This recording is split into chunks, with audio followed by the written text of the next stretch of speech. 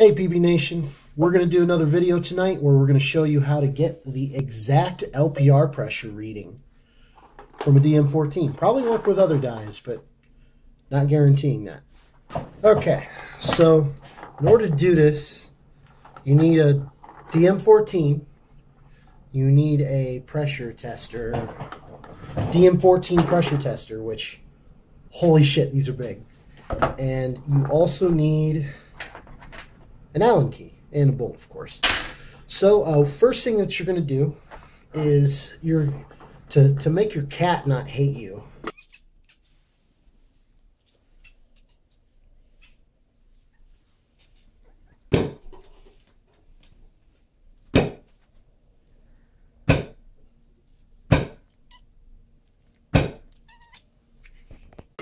And your neighbors not hate you. You're going to air up your gun with the pressure tester in, and I don't know how well the camera can see showing it there, but this guy's at 60 psi, so your bolt probably isn't very good, so start at 75 psi, but right now I'm at 60. So anyway, we had a bit of a malfunction there, but this guy is at 60 psi. And I'm going to vent. Now this bolt, once again, I don't know how well the camera can see, it's got 90 durometer O-rings and diamond polishing paste for lube. It doesn't move hardly at all. This is Project Lap, by the way, and that'll be published at a different time. But so this bolt with 90 durometer O-rings, very hard to cycle, right? Does not want to come out. Anyway, and you guys just saw 60 psi. All right. So the way you're going to do this is, with your gun unaired and with the bolt out of it, you're going to turn your LPR all the way up, like 10 turns out, all right? You're not going to ruin your gun because you've turned your pressure all the way down, all right? So your LPR is wide open, but the most it's getting is like 75 psi, which the die manual says that stock is 75 psi, which I think is stupid. But anyway, so you put the bolt in, air it up, turn your eyes off. Oh gee, it cycles. So my 90 durometer with paste for lubricant bolt cycles at 60 psi. That's like the worst case scenario ever. Your bolt should never be this bad. Anyway, so turn the gun back on. I'm going to slowly turn down the HPR even more until the gun just won't cycle anymore. Okay. See, not cycling anymore.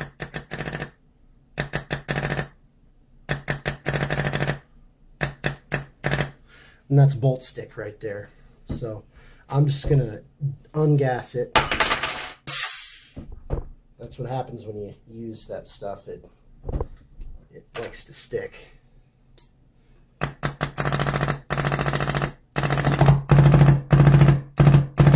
See, there it came back. So let's get this terrible bolt out. And see, it still won't flick. And we put back in our pressure tester. And my terrible bolt cycles at 50 psi. Cool. So the viewers at home might be asking, well, gee, Alex, why would you want to show us your terrible bolt with the terrible O-rings and the terrible lube? Well, that was a worst case scenario. So you may be asking, well, gee, Alex, what do your awesome O-rings cycle at? Well, let's find out. Getting it on there, which, by the way, I've got like 3 bolts in front of me. Gauge towards me. Righty tighty. And every like half turn or so, you want to vent the air. All right, 30 psi. Didn't do nothing funky. Where's my Allen wrench? Ah, here it is. So let's turn that sucker down. See, just the way these regs work is when you get this low, that it's like the gun's not working. So maybe this isn't the best way to say like how absolutely low you could get, but I think it is useful that we were able to say that any bolt should be at 50 psi or less. So lefty loosey.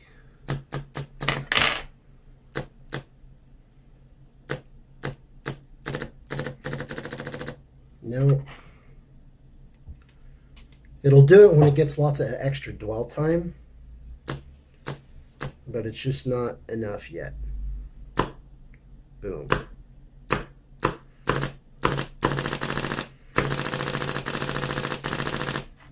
Man, I wish we could shoot that fast still. So that's a full cycle. Let's see what we ended at. Now, the thing to keep in mind is this is not a perfect exact number, because there's actually going to be pressure sitting behind the bolt that kind of pushes it. But I think it's kind of a, you know, ballpark figure. It's better than, oh, my DM's at 5 turns or 1.5 turns, and everyone's like, well, where'd you start from? And it's like wherever you felt like it. So yeah, anyway, so my bolt right now starts the cycle at 10, 20, 30 psi.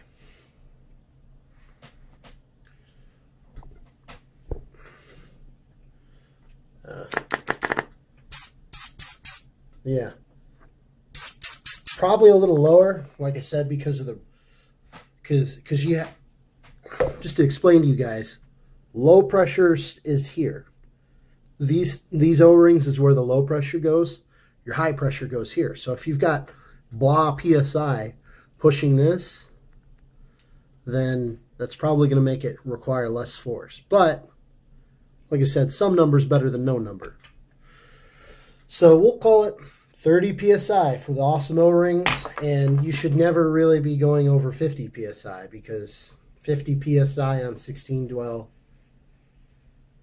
shoots this thing. Yeah, cool.